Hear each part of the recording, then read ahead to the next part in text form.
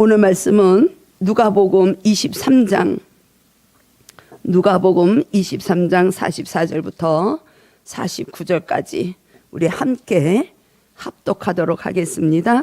누가복음 23장 44절 시작. 때가 제6시쯤 되어 해가 빛을 잃고 온 땅에 어둠이 임하여 제9시까지 계속하며 성소의 휘장이 한가운데가 찢어지더라. 예수께서 큰 소리로 불러 이르시되 아버지 내 영혼을 아버지 손에 부탁하나이다 하고 이 말씀하신 후 숨지시니라. 백부장이 그 된 일을 보고 하나님께 영광을 돌려 이르되 이 사람은 정령 의인이었도다 하고 이를 구경하러 모인 무리도 그 된 일을 보고 다 가슴을 치며 돌아가고 예수를 파는 자들과 갈릴리로부터 따라온 여자들도 다 멀리 서서 이 일을 보니라. 아멘. 주님 종을 붙드시고 말씀이 온전히 주님의 뜻대로 선포될 수 있도록 은혜를 부어 주옵소서. 예수님의 이름으로 기도드리옵나이다. 아멘. 이 사람은 정령 의인이었도다. 백부장의 고백입니다. 백부장은 로마의 장교, 군대 장교입니다. 유대인들은 예수님을 끝까지 메시아인 줄 알아보지 못하고 그 유대인의 왕으로 오셨음에도 불구하고 십자가에 못 박는 그 일까지 행하지만 그 모든 과정을 보고 이 백부장은 정녕 이 사람은 의인이었도다 고백을 합니다. 오늘은 종료주일입니다. 예루살렘으로 이제 주님이 나귀 새끼를 타고 입성하시는 날. 그래서 오늘부터 고난 주간에 들어가게 되죠. 그래서 화요일부터 계속 주님께서는 성전도 강화시키시고 또 우리는 이미 봤지만 6월절 만찬 마지막 석상에서 주님은 제자들과 함께 만찬을 나누시고 이 순환의 길을 가십니다. 그래서 금요일날 예수님은 십자가에 못 박히시고 주일날 다음 주에 다시 부활하셔서 우리에게 새 생명을 주신 주님, 오늘 그 주님을 우리가 십자가로 가는 그 주님을 함께 묵상하며 우리 자신도 십자가에 한 걸음 더 가까이 갈 수 있기를 소망해 봅니다. 마태복음을 봐도 백부장은 그렇게 이야기를 합니다. 백부장은 그 백부장과 함께 있던 그 예수님을 지키던 자들은 하나님의 아들이었다고 이렇게 고백을 해요. 오늘 이 누가는 정말 그 사람은 의인이었구나 이렇게 이야기를 하지만 마태복음은 하나님의 아들이었도다. 진실을 아는 거죠. 십자가 앞에서 이방인은 구원자이심을 고백하는데 주님과 늘 함께하고 정말 그 유대인의 왕으로 오신 메시아를 끝까지 지켜보지 못했던 그 무리들, 또 예수님과 함께했던 무리들, 오늘 본문에서도 보면 다 가는 거예요. 48절에서도 보면 이를 구경하러 모인 무리들도 다 가슴을 치며 돌아가는 거예요. 아이고 주님이 정말 참 죄도 없으신데 돌아가시는구나. 가슴을 치는 안타까운 마음으로 동정하는 마음이 있을 수도 있고 또 예수를 아는 자들, 갈릴리로부터 따라온 여자들도 멀리 서서 이 일을 보고 애통해 한다고 본문은 말씀하고 있습니다. 우리들의 모습은 어떤가요? 십자가에서 나의 죄 때문에 여러분들의 죄를 대속하신 그 주님을 우리가 진정으로 구원자를 모시고 나의 주인으로 모시고 살고 있습니까? 우리의 삶을 다 주님이 통치하십시오. 많은 교회들이 십자가까지는 많이 가르칩니다. 그러나 우리는 예수님은 이 땅에 오셔서 하나님의 나라 천국에 대해서 말씀하시고 천국 백성으로 살아가는 어떻게 살아야 되는가 그걸 말씀하셨어요. 우리는 부활의 주님, 다음 주에 이제 부활의 주님을 우리가 묵상하겠지만 부활의 주님을 만나지 않으면 우리 삶에 주님을 나의 주인이라고 우리는 고백하지 못합니다. 유대인들이나 똑같은 거예요. 갈릴리로부터 그 많은 이적을 바라보고 쫓아온 여자들, 무리들과 우린 별별 다름이 없다는 것입니다. 저와 여러분은 끝까지 주님을 따라갈 수 있는 정령 하나님의 아들이십니다. 나의 죄를 대속하셨습니다. 우리가 고백할 수 있는 우리의 삶이 되기를 축복합니다. 어쨌든 이 빌라도는 최후의 재판을 하게 됩니다. 유대인들은 끝까지 예수님을 죄인으로 끌고 가는 거예요. 신성모독죄. 자기가 자칭 스스로 왕이라고 하는 그 죄를 몰고 가는 거예요. 근데 이 빌라도를 보면 예수님의 죄를 찾을 수가 없어요. 그래서 갈릴리 사람이라는 걸 알고 갈릴리에 그 헤로드 왕에게 보내. 자기가 손을 띄고 싶은 거예요. 그렇지만 이 헤로드 왕도 예수님을 만나보고 싶어 했지만 그 이적, 표적에 대한 소문을 많이 들어서 만나보고 싶었지만 결국에는 자기의 뜻하고 맞지 않는 그 예수님을 빌라도에게 다시 돌려보냅니다. 14절에서 그렇게 빌라도는 이야기를 해요. 너희들이 이 사람이 백성을 미혹한다고 하는데 나는 그에게서 죄를 찾지 못한다. 그 밑에 15절에서도 그래. 그가 행한 일은 죽일 일이 아니라는 것이에요. 그래서 그냥 때려서 내보내겠다. 죽일 일은 아니다. 이렇게 14절, 15절, 16절 계속 빌라도는 이야기를 합니다. 그 빌라도는 22절에서 다시 한번 얘기를 하죠. 빌라도가 세 번째 말하되 이 사람이 무슨 악한 일을 하였느냐. 나는 그에게서 죽일 죄를 찾지 못하였나니 때려서 놓으리라. 이 빌라도는 예수님이 죄가 없으심을 이미 알고 있어요. 근데 23절에서는 유대인들의 소리가 이겼노라. 유대인들의 그 압박에 이기질 못해서 빌라도는 최종 판결을 하게 됩니다. 빌라도가 예수님의 무죄하심을 아는데 왜 유대인들의 요구를 들어주었을까요? 요한 사도는 요한복음 19장을 통해서 그렇게 말씀합니다. 빌라도가 더욱 두려워해서 유대인들의 뜻을 받아들이는 것. 빌라도가 무엇을 두려워합니까? 이 빌라도는 자신의 영혼을 생각하지 못하는, 예수님이 죄가 없으신 것을 아는데도 불구하고 예수님이 하나님의 아들임을 믿지 못하는 것. 그래서 자기의 이익, 자기의 권력, 자기가 유대인들의 그 뜻을 받아주지 않으면 그 자리를 뺏길 것을 두려워하는 것.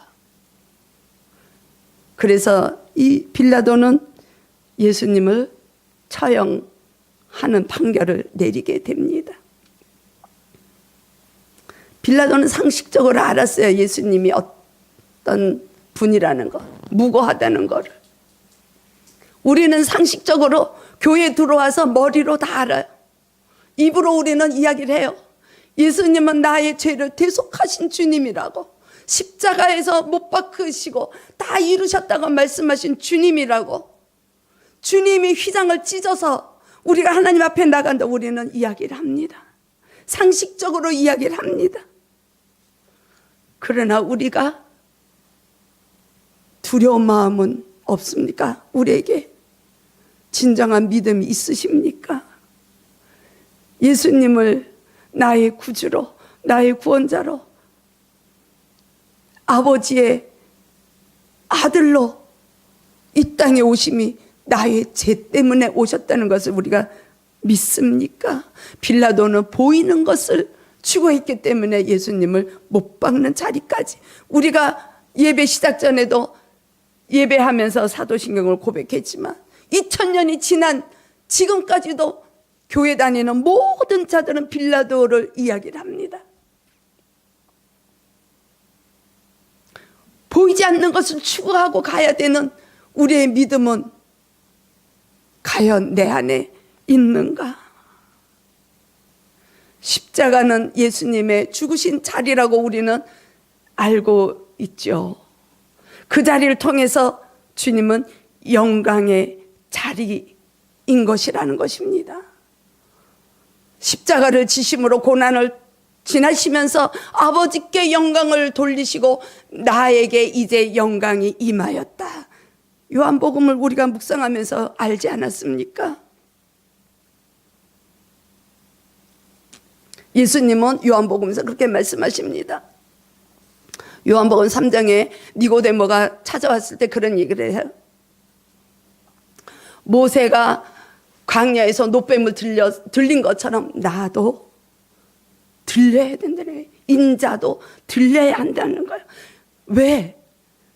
내가 들림을 보고 믿는 자들에게 영생이 주어짐을 알게 하신다는 것입니다. 아멘.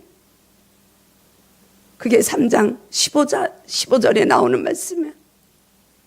내가 십자가에 들려져야 그거를 바라보는 자들, 그를 믿는 자들, 들리움을 믿는 자들이, 이스라엘 백성들이 죽음을 면한 것처럼 예수님이 십자가에서 들림을 믿는 자들이 영생을 얻게 됨을 성경은 저희들에게 말씀하고 있는 것입니다. 우리는 상식적으로 주님이 누구신 거 알고, 우리는 문자적으로 성경을 보기 때문에 알고 있지만, 진정 나의 이 심령 가운데서 정말 나의 구원자이십니다. 하나님의 아들이십니다. 정령 의인이셨습니다. 고백할 수 있는 저와 여러분이 되길 원합니다. 제가 우리 형제를 일주일에 한 번씩 만나는 형제가 있어요. 어저께 금요일 날도 만났는데 그 얘기를 하더라고요. 나는 내일 내가 죽을지도 모른다는 생각하고 오늘을 최선을 다해서 산다는 이야기를 하는 거예요. 아직 교회에 들어오지 못한 영혼입니다.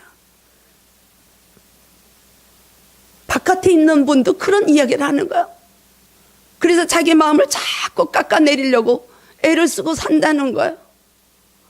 그런데 우리는 교회 안에 들어와서 십자가에서 나는 주님이 못 박히셨을 때 나의 육신, 나의 생각, 나의 모든 나로부터 인하는 건 다 못 박았습니다. 그런데도 우리는 빌라도처럼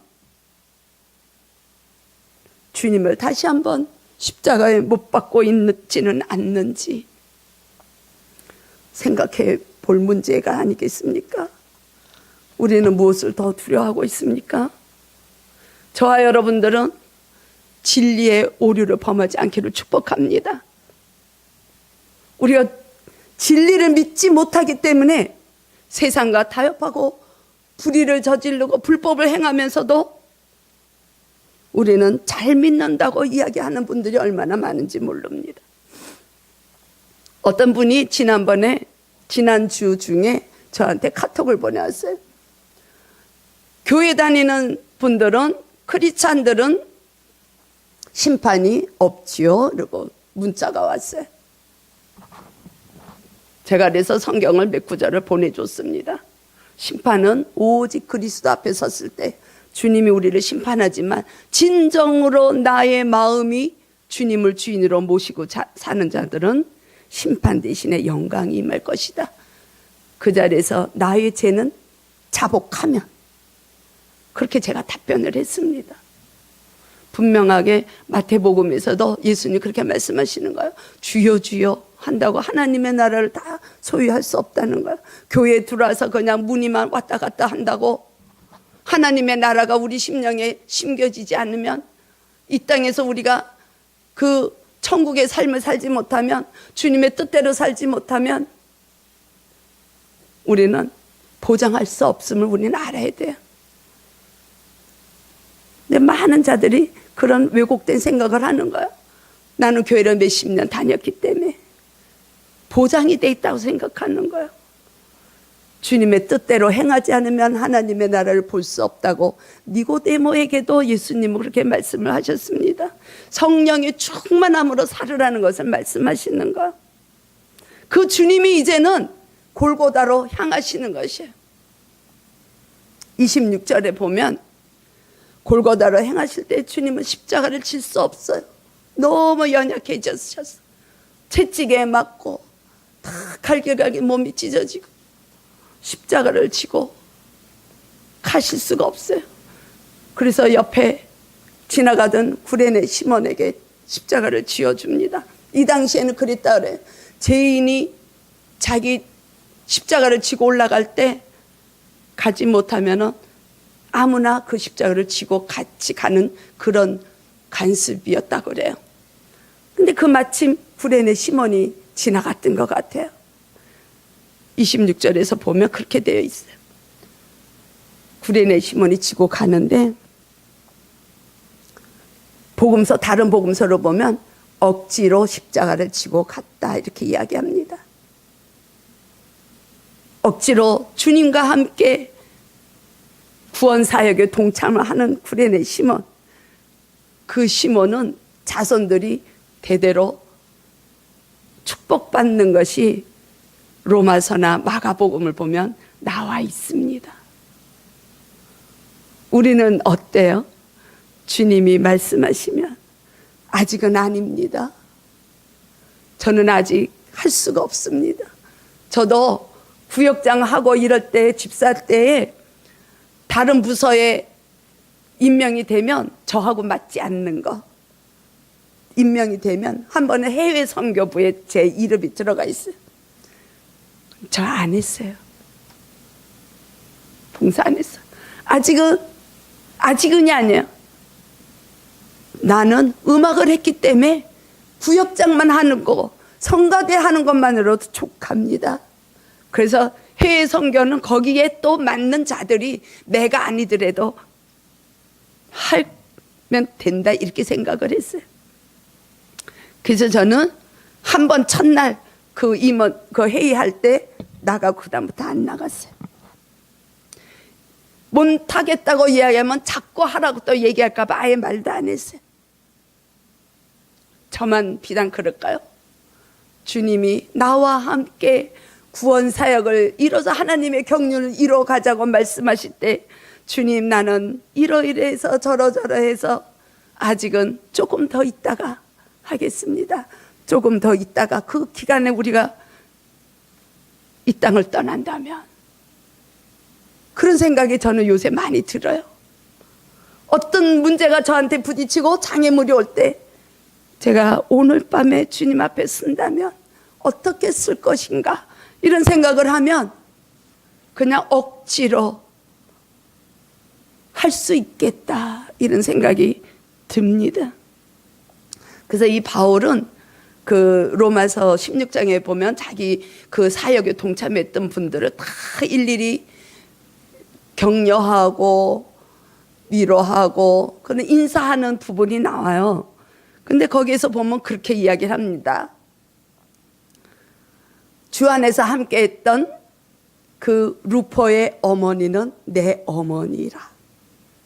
얼마나 그 구레네 시몬이 주님의 십자가를 지고 가시면서 주님을 생각하지 않았겠습니까? 도대체 이분이 누군데?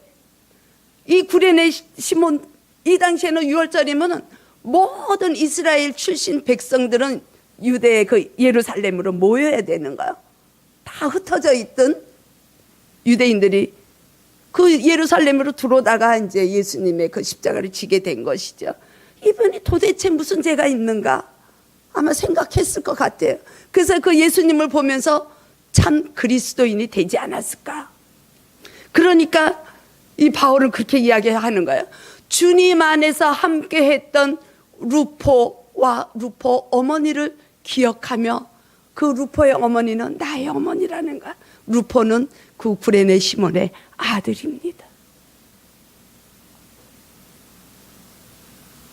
주님께서 만약에 우리는 아직 그 그릇이 안 됐는데 우리는 아직 준비가 안 되었는데 주님이 저희들에게 말씀하시면 함께 하자고 너의 십자가를 져라 또 나의 구원 사역에 네가 동참해라 말씀하시면 우리는 억지로라도 아멘 그물을 던질 수 있는 그 믿음의 식구들이 되기를 축복합니다. 그 주님이 44절 이하에 오늘 우리가 말씀을 본 거에 그렇게 돼 있어. 십자가에 달리시는데 너무 고통도 심하시고 조롱도 받으시고, 그러나 그 십자가에서 주님은 다 이루셨다 이렇게 말씀하십니다. 그리고 운명하시는 거예요. 누구에 의해서 죽임을 당하는 것이 아니라 스스로, 원문을 보면 능동태로 되어 있습니다. 다 이루시고 고개를 숙이시고 영원히 떠나가시는 거예요. 자의로 떠나가시는 거예요. 요한복음에 보면 그렇게 나와 있어요. 스스로 가시는 것이에요. 44절에 때가 제6시쯤 되어 해가 빛을 잃고 온 땅에 어둠이 임했다. 또 진동이 일어나고 천둥이 치고 이런 게 이제 복음서에 많이 나옵니다. 주님은 이 땅에 오실 때 빛으로 오셨어요. 요한복음 1장에 보면 세상의 빛이라 그랬어요. 빛으로 오신 주님. 이제 그 빛이 떠나시니까 어둠이 깔릴 수밖에 없는 거예요. 예수님은 6시간을 십자가에서 매달려 계셨는데 3시간쯤 지나면서 이 어두움으로 변하고 천둥이 치고 지진이 일어나고, 그 백부장이, 군대 로마 군인들이 다 보는 거 아니에요? 또 예수님과 함께 했던 자들이, 갈릴리에서부터 왔던 그 무리들이 다 그 광경을 보는 거예요.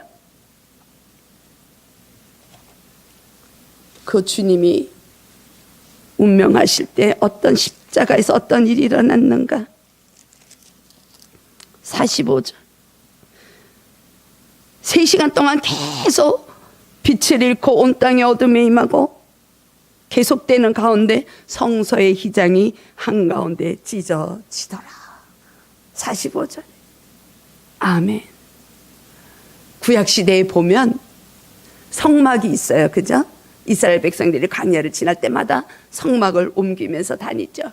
그래서 성소가 있고 지성소가 있습니다.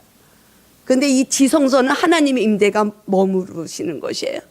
그래서 구약시대에는 아무나 들어갈 수가 없어요. 아무나 들어갈 수가 없고, 대제사장, 제사장 중에서도 대제사장으로 뽑힌 자가 1년에 한 번 대속죄일에 그 지성소를 들어가는 거야. 그 지성소에 들어가면은 언약궤가 있어요.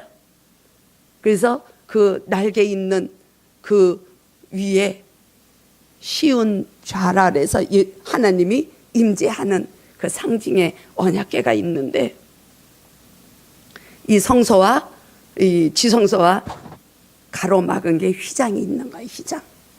그래서 그 휘장을 제치고 대제사장이 들어가서 자기의 죄를 먼저 사함을 받고 나와서 백성들의 그 죄를 1년에 한 번씩 선포하는 거예요. 사해주는 선포를 하는 거예요. 근데 예수님이 십자가에서 그 휘장이 찢기는 거예요. 제가 요 주보 옆에 오른쪽에 제가 그거를 한 주간의 묵상으로 써놨어요. 히브리서.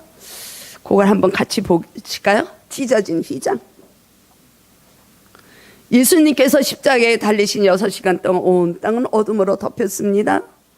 그건 아까 이제 제가 말씀드린 거고, 예수님께서 자신의 몸을 제물로 드리신 단 한 번의 제사, 이것이 십자가에서 드리는 이 피를 다 흘리시고 물을 다 쏟으시는 그 한 번의 십자가에서 달리심으로 인하여서 우리가 지성소 들어가는 문이 열리게 되는 거예요. 그 휘장이 찢어지는 거예요. 위서부터 아래로 찢어지면서 이제는 우리는 내가 나갈 수가 있는 거예요. 믿는 자들이 나갈 수가 있는 것이에요.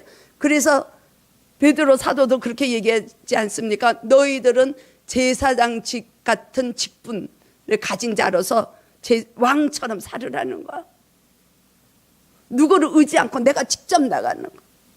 하나님 앞으로 나갈 수 있는 은혜가 열리게 된 거예요. 이젠 더 이상 이 짐승의 어떤 그런 희생 제물이 필요가 없는 거예요. 단 한 번의 제물로 예수님이 다 이루셨기 때문에, 구원 사역을 다 성취하셨기 때문에. 믿습니까? 아멘. 이게 믿어져야 돼. 이게 성만찬, 우리가 성찬식을 하는, 예수님의 몸이 다 찢기고 피가 다 쏟아지고 물이 한 방울도 남지 않은 그 기념을 하는 것이 성찬식입니다. 히브리서 10장 20절에 보면 그 휘장이 주님의 육체니라 그랬어요. 예수님이라는 거예요. 예수님의 몸이신 거예요.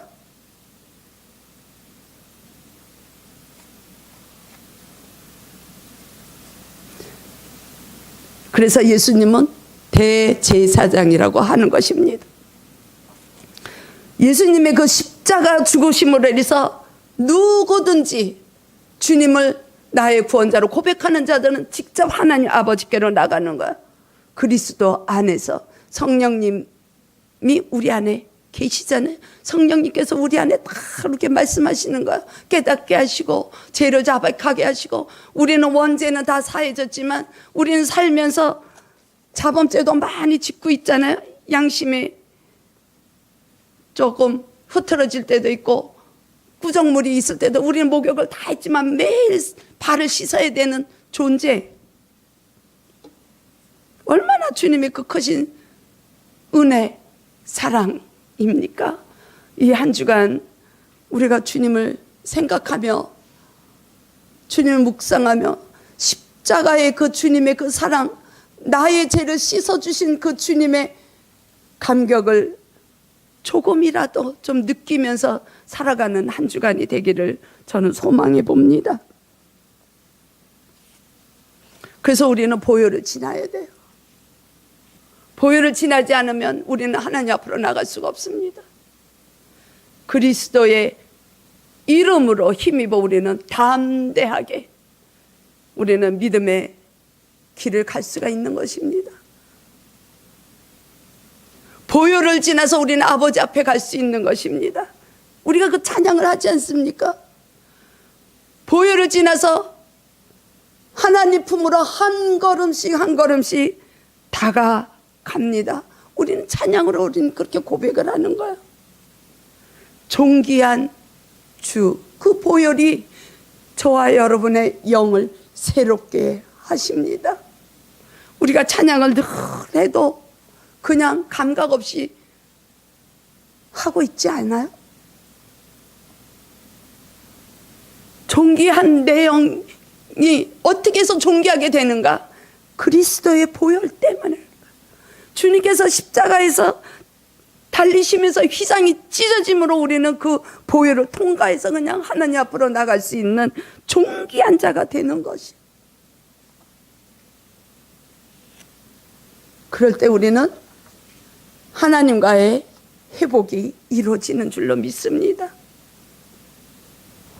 그리스도가 십자가를 지시지 않았다면 우리는 지금도 그냥 누군가가 1년에 한 번 우리 죄를 대신 매일 죄 없는 그 어린 재물들이, 순수한 재물들이, 깨끗한 재물들이 죽어가야 되는 것. 그러나 주님은, 하나님은 그럴 필요 없이 그냥 한 번에, 단번에 어린 양이 되심으로 우리를 그냥 아무 때고 꼭 교회에 나와야지만 주님을 만날 수 있는 게 아닌 것이에요. 내가 있는 장소에서.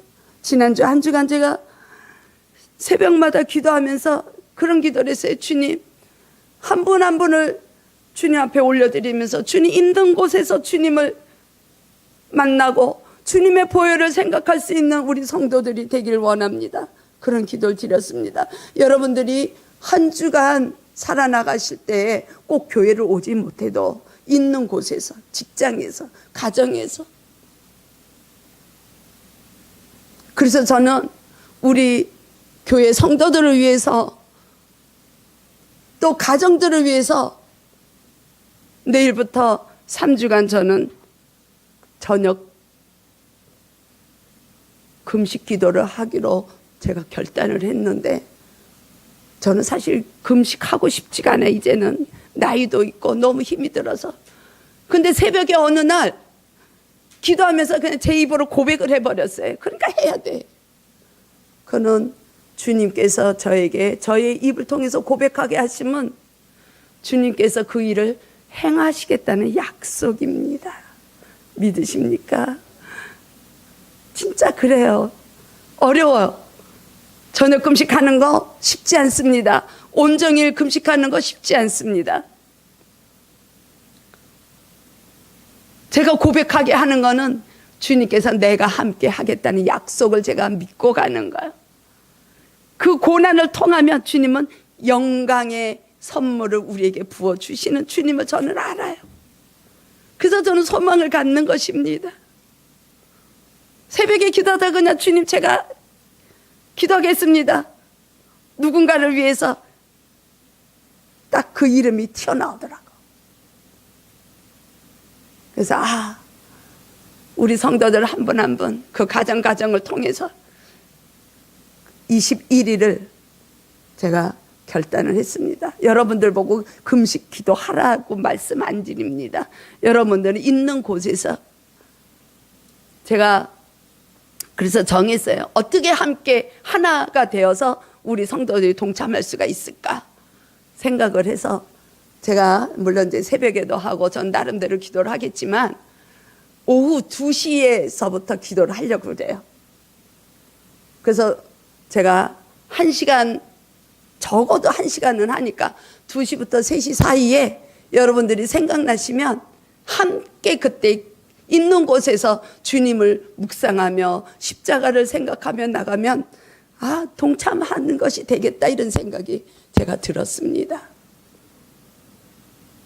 주님께서 그 시간을 생각하게 하셔서 우리가 함께 그 기도를 함으로 우리 가정들이 회복이 되고 먼저 내가 회복이 되고 우리가 주님의 형상을 닮아가는데 누가 우리를 정죄하겠느냐. 이 바울은 로마서를 통해서 이렇게 이야기하거든요. 그 주님을 우리가 어떻게 정말 그냥 막 살아갈 수가 없는 것이에요. 그래서 로마서 8장에서 바울은 그렇게 이야기를 하는 것입니다.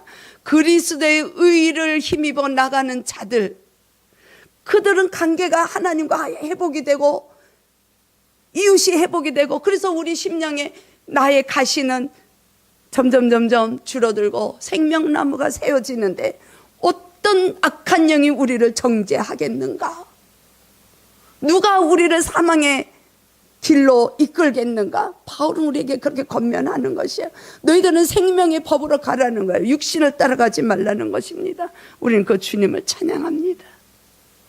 그 주님은 아버지의 뜻을 이루어드리기 위해서 아버지 내 영혼을 부탁드립니다 이렇게 말씀하시는 것이죠. 46절에 아버지 내 영혼을 아버지 손에 부탁하나이다 그 말씀하시고 숨지시니라. 이 가정들을 백부장이 다 보는 거예요. 백부장이 다 지켜본 거예요. 그리고 그 백부장과 함께 했던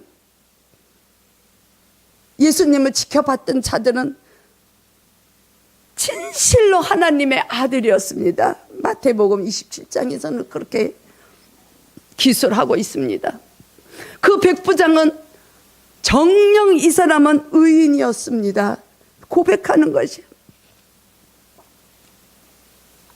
그러면서 하나님 앞에 영광을 올려드렸습니다. 이 사람은 정녕 의인이었도다. 하나님께 영광을 돌렸다. 백부장은 그렇게 고백한 것을 우리가 47절 본문에서 보는 것입니다. 그러나 그 구경하러 온 자들 가슴을 치고 돌아갔어요. 예수를 아는 자들, 표적을 많이 본 자들, 치유를 받았던 자들, 여긴 자세하게는 안 나와 있지만 갈릴리로부터 많은 무리가 왔지만 다 가슴 치며 동정하며 애통해하며 그냥 가는 거예요. 어떻게 이런 일이 있나? 우리는 고백하길 원합니다. 십자가에서 모든 걸 이루신 그 주님은 정녕 나의 구원자이십니다. 나의 구세주이십니다. 나의 삶의 진정 주인이 되십니다. 고백할 수 있는 저와 여러분이 되길 원합니다. 그 주님이 다음 주에는 부활하시는 거. 그래서 그 부활의 생명을 우리에게 부어주시는 그 주님, 우리가 한 주간 고난의 길을 가신 그 주님을 묵상하면서 십자가로 한 걸음 더 다가갈 수 있는 저와 여러분이 되기를 주님의 이름으로 축복합니다. 주님 감사합니다.